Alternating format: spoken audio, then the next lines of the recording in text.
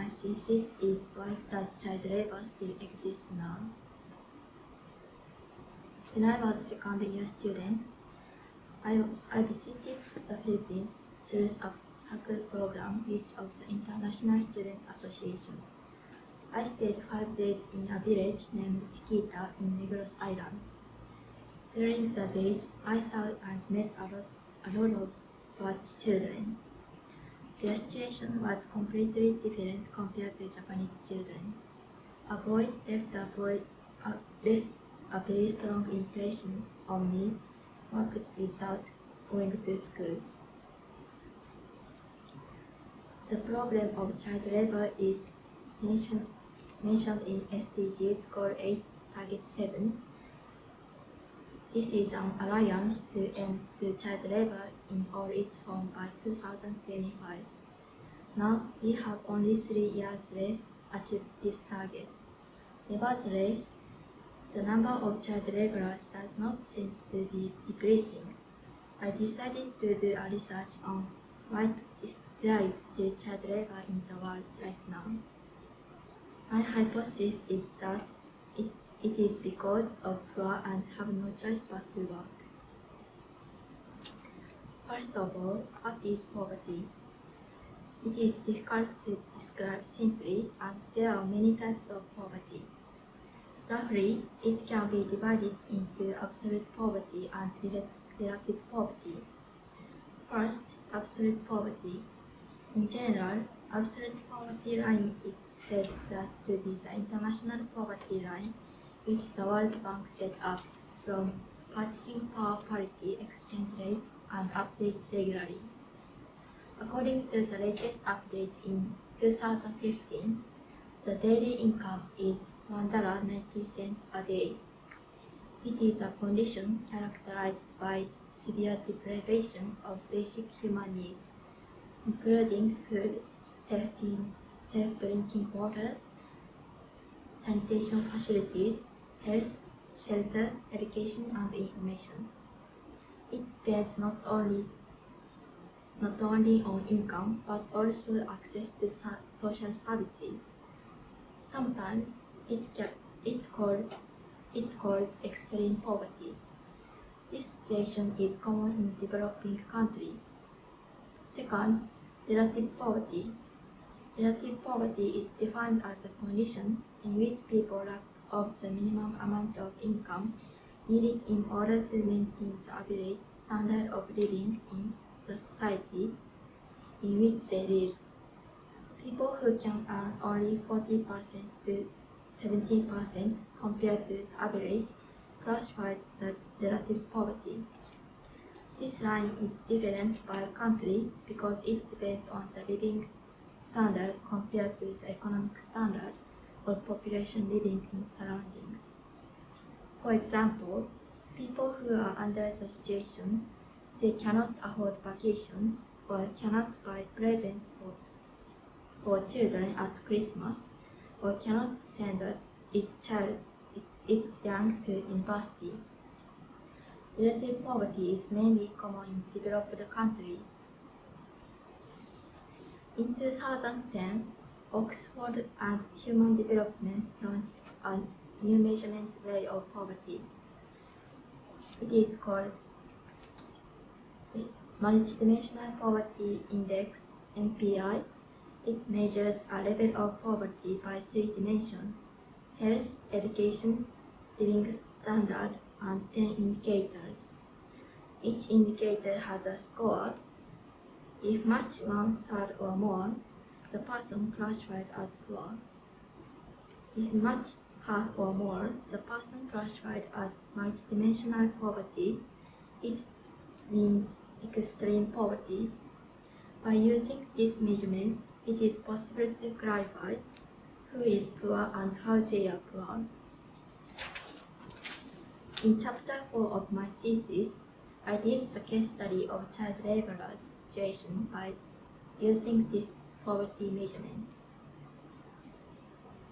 Before thinking about child labor, I would like to clarify what is child labor. First of all, what is referred to as child labor? According to the International Labour Organization, it is defined as work that deprives childhood their potential and their dignity, and work that is harmful to physical and mental development. Then, who is child?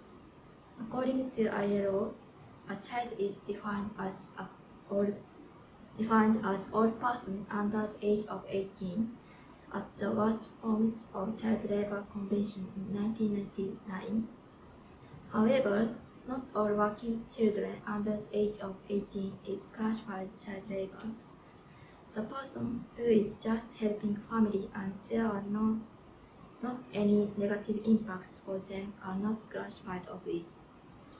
The case classified as child labor is linked to minimum age for working, and that is different by country and types of work. In 1973, ILO held minimum age convention and adopted international minimum age law for admission to employment, number 138. In this law, there are three main conditions indicated that are not admitted. First, the case if a person doing work not finishing compulsory education, basically under the age of 15. Second, in the case of person doing light work under the age of 12. Third, a person doing dangerous work called hazardous work under the age of 18. Hazardous work is dangerous work such as cause injury, illness, and in the worst case, death.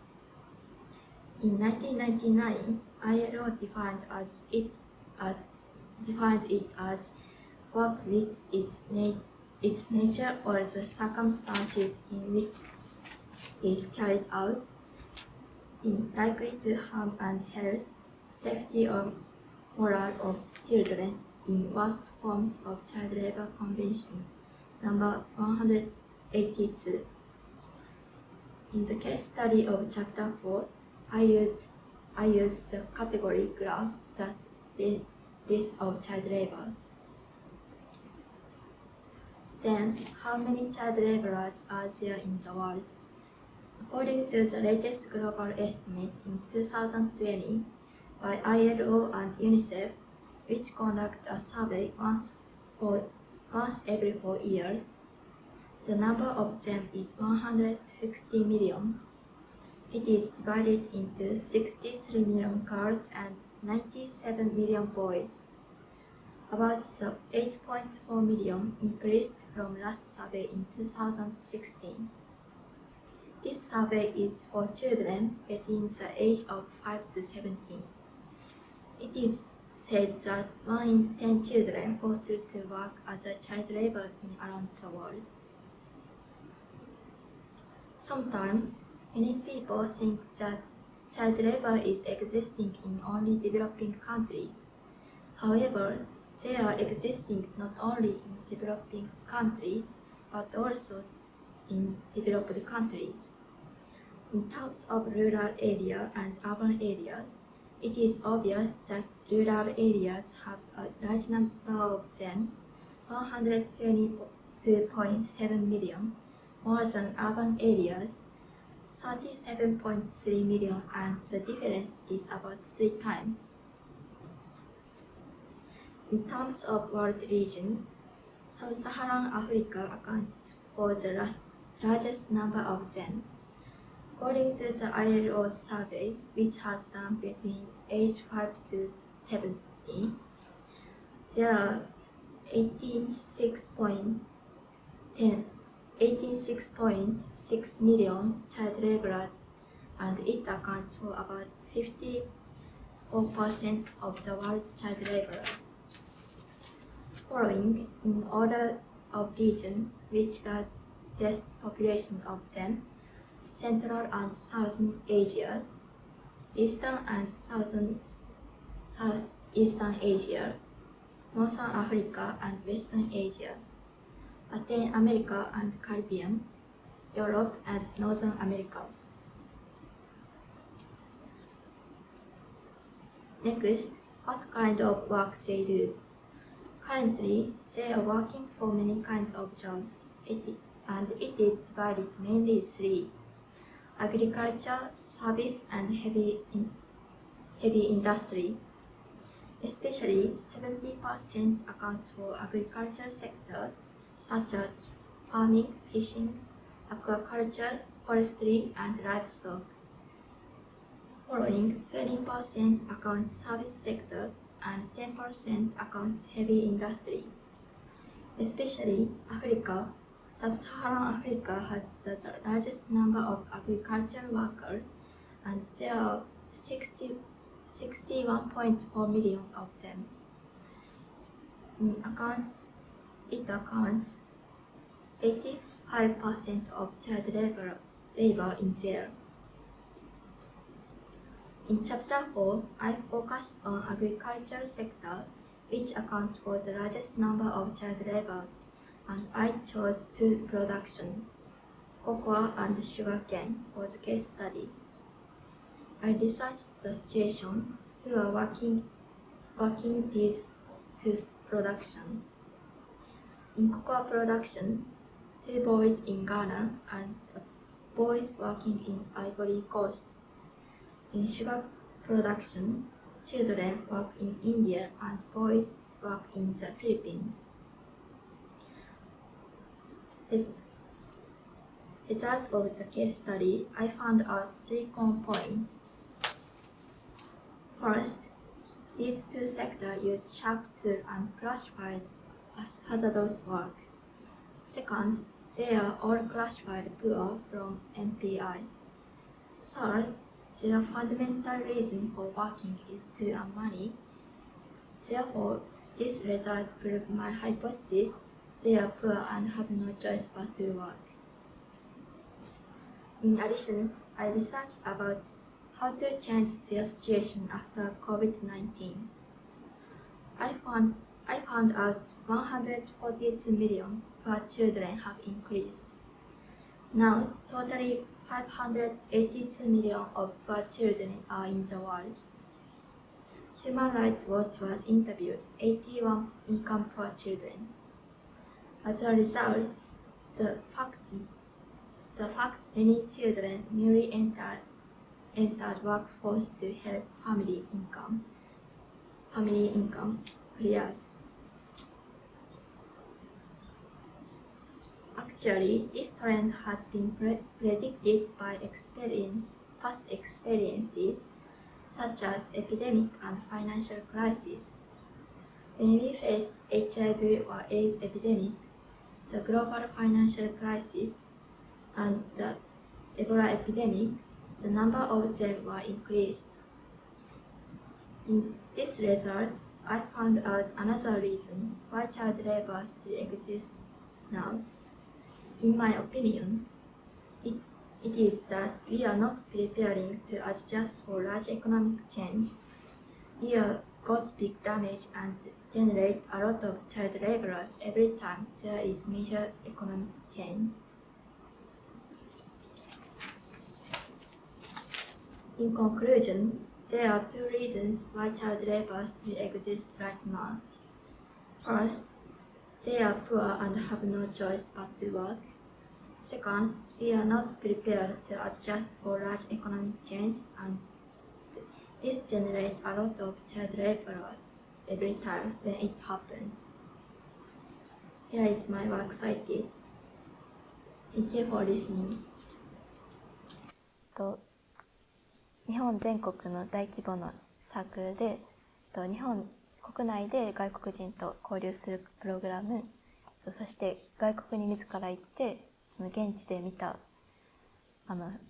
文化だったり生活スタイルの違いだったりから学ぶプログラムがありまして、フィリピンはそっちの外国のプログラムでした。全部で合わせて10日間ほどいたんですけれども、卒論の中で言ってるその村に滞在したのは5日間です。1年生2年生の時は本当にコロナがなくて自由な環境だったので、たくさん友達と遊んだり海外に行ったりすごい楽しめたんですけれども、3年生4年生でちょっと外には行けない状況になったので、その中で逆に家でできることを考えたりとか、逆にできなかったことをしてちょっと悩む時もあったんですけれども、いろいろ成長できた4年間だったなと思います。卒業後はホテルに就職するんですけれども、そこでも大学4年間で培ってきた接客のアルバイトの力を生かしてもっと精進していきたいなと思っております。